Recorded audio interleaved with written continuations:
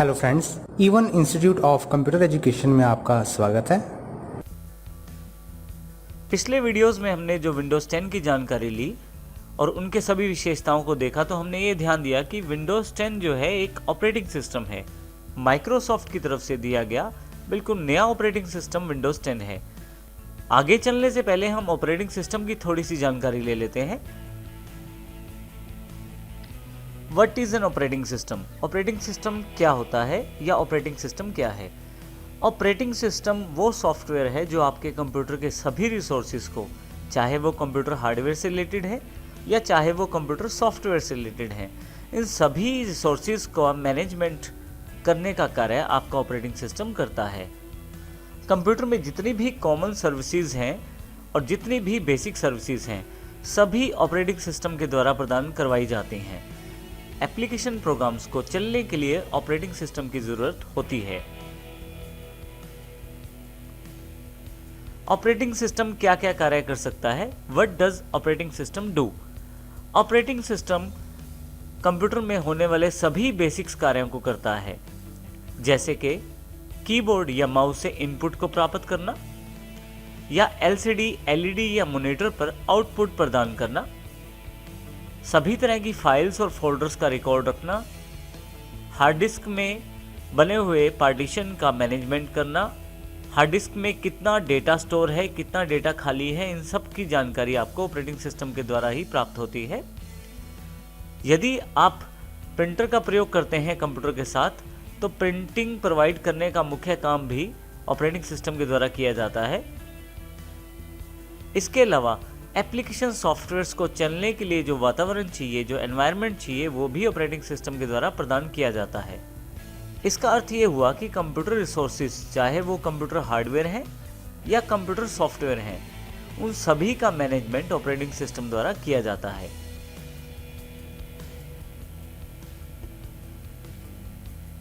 आज के समय में आप कोई भी कंप्यूटर, कोई भी लैपटॉप, कोई भी हाइब्रिड कंप्यूटर हो या इवन मोबाइल क्यों ना हो, सबके और चलने के लिए कोई ना कोई ऑपरेटिंग सिस्टम ज़रूरी रहता है।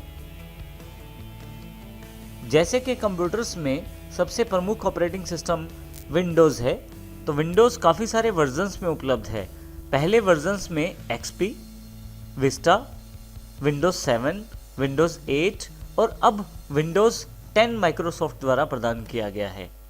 मोबाइल डिवाइसेस में चलने के लिए ऑपरेटिंग सिस्टम जो रहता है उसका नाम एंड्रॉयड है।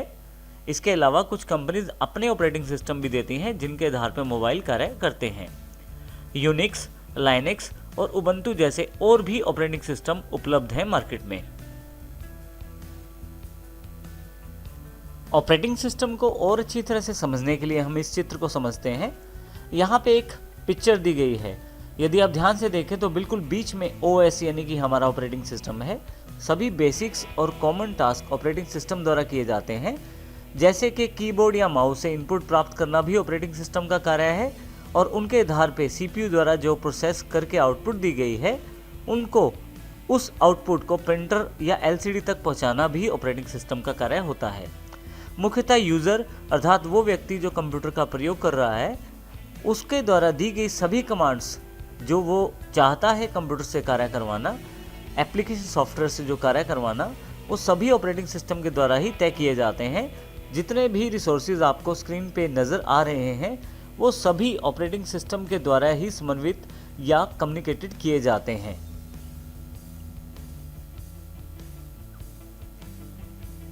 What is application software? Application software क्या होता है? एप्लीकेशन सॉफ्टवेयर वो सॉफ्टवेयर है जो एक किसी खास तरह का कार्य करता है, अर्थात वो सॉफ्टवेयर जो एक विशेष तरह का कार्य करे उसे एप्लीकेशन सॉफ्टवेयर कहते हैं। जैसे उदाहरण के लिए विंडोज़ में पेंट के नाम से एक सॉफ्टवेयर उपलब्ध होता है जो केवल पेंटिंग का कार्य करता है। इसी तरह से MS वर्ड जो MS ऑफिस का पार्ट है, उसका मुख्य कार्य टाइपिंग से रिलेटेड टेक्सचुअल टास्क को करने का रहता है। जितना भी टेक्स्ट से रिलेटेड कार्य रहता है वो वर्ड द्वारा किया जाता है। इसी तरह से एक्सेल एक और सॉफ्टवेयर है माइक्रोसॉफ्ट ऑफिस में दिया गया। एक्सेल का मुख्य कार्य कैलकुलेशन करना रहता है।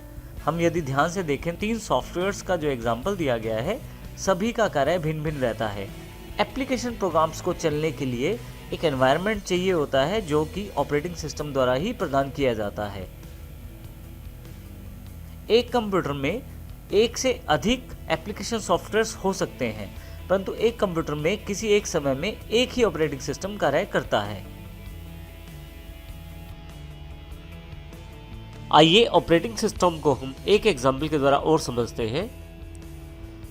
ये बिल्कुल प्रैक्टिकल एग्जाम्पल है। यूज़र वो व्यक्ति है जो कंप्यूटर पे कार्य करता है।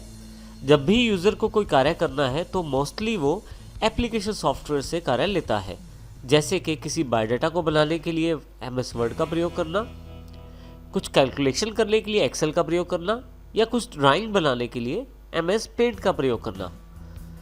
तो यूज़र का मुख्य कार्य एप्लीकेशन से जुड़ा रहता है। एप्लीकेशन सॉफ्टवेयर्स को जितनी भी कॉमन कमांड्स दी जाती हैं, जैसे कि फाइल को सेव करना, फाइल को खोलना, ये सभी कार्य एप्लीकेशन सॉफ्टवेयर ऑपरेटिंग सिस्टम को आगे दे देता है। ऑपरेटिंग सिस्टम यहाँ से जितनी भी टास्क यूज़र के कार्य को करने के लिए इम्पोर्टेंट है वो सभी बैकग्राउंड पे करता रहता है, और ऑपरेटिंग सिस्टम ये सारे कार्य हार्डवेयर को कमांड देकर करवाता है। हार्डवेयर वो फिजिकल और इलेक्ट्रॉनिक पार्ट्स हैं कंप्यूटर में जो मुख्यतः ये सारा कार्य करते हैं। तो यदि हम इस प्रक्रिया को समझें तो यूज़र सभी कमांड्स एप्लीकेशन सॉफ्टवेयर्स को देते हैं। एप्लीकेशन सॉफ्टवेयर्स सभी कॉमन टास्क ऑपरेटिंग सिस्टम से करवाते हैं, और ऑपरेटिंग सिस्टम आगे ये सारे कार्य हार्डवेयर से संपन्न करवाता है। तो यहाँ यदि हम आसान शब्दों में कहें तो यूज़र, एप्लीकेशन सॉफ्टवेयर्स और हार्डवेयर के बीच में एक कड़ी के रूप में ऑपरेटिंग सिस्टम जुड़ा रहता है, और इन सभी रिसोर्सेज को मैनेज करके यूज़र के कार्य को संपन्न करता है और यूज़र के कार्य को कंप्लीट करने में मदद करता है। क्योंकि हमारी ये सीरीज़ ऑपरेटिंग सिस्टम विंडोज़ 10 के बारे में है, तो ज़रूरी है कि हम ये ऑपरेटिंग सिस्टम के बेसिक्स को जानें। इस चैप्टर का मकसद केवल आपको ऑपरेटिंग सिस्टम का ओवरव्यू देना है कि ऑपरेटिंग सिस्टम किस प्रकार कार्य करता है।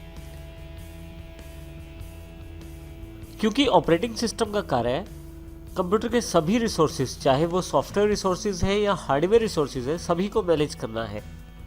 इसको इस एग्जाम्पल के द्वारा दर्शाया गया है। जैसे ही यूज़र कोई कार्य करता है तो ऑपरेटिंग सिस्टम एक माध्यम के तौर पे सभी हार्डवेयर डिवाइसेस और सॉफ्टवेयर्स के बीच में इंटरमीडिएट का कार्य करता है। जैसे कि यहाँ यूज़र कुछ टाइप कर रहा है एप्लीकेशन वर्ड में, जैसे ही वो फाइल सेव करता है तो ऑपरेटिंग सिस्टम उन फाइल्स को डायरेक्टली हार्ड डिस्क पे स्टोर कर देता है। इसी तरह से फाइल वहाँ से फिर से ओपन कर ली जाती है। इसके अतिरिक्त यूज़र जब कार्य करता है तो वो कुछ इनपुट भी प्रदान करता है माउस कीबोर्ड से। वो सारी इनपुट ऑपरेटिंग सिस्टम प्राप्त करता है। उन पे जो प्रोसेसिंग होती है वो सारा आउटपुट मॉनिटर या प्रिंटर पर भी डिस्प्ले करता है। तो इस एग्जाम्पल से हमें ये जानकारी प्राप्त होती है कि ऑपरेटिंग सिस्टम इन सभी रिसोर्सेज को मैनेज करके यूज़र को अपना कार्य आसानी से करने देता है। आने वाले चैप्टर्स में हम देखेंगे कि विंडोज़ 10 जो एक नया माइक्रोसॉफ्ट की तरफ से ऑपरेटिंग सिस्टम दिया गया है, उसमें कितने अच्छे अच्छे फीचर्स हैं। सभी फीचर्स को हम बारीकियों से सीखेंगे और देखेंगे कि किस प्रकार ऑपरेटिंग सिस्टम के रूप में विंडोज़ 10 एक प्रभावशाली सिस्टम है।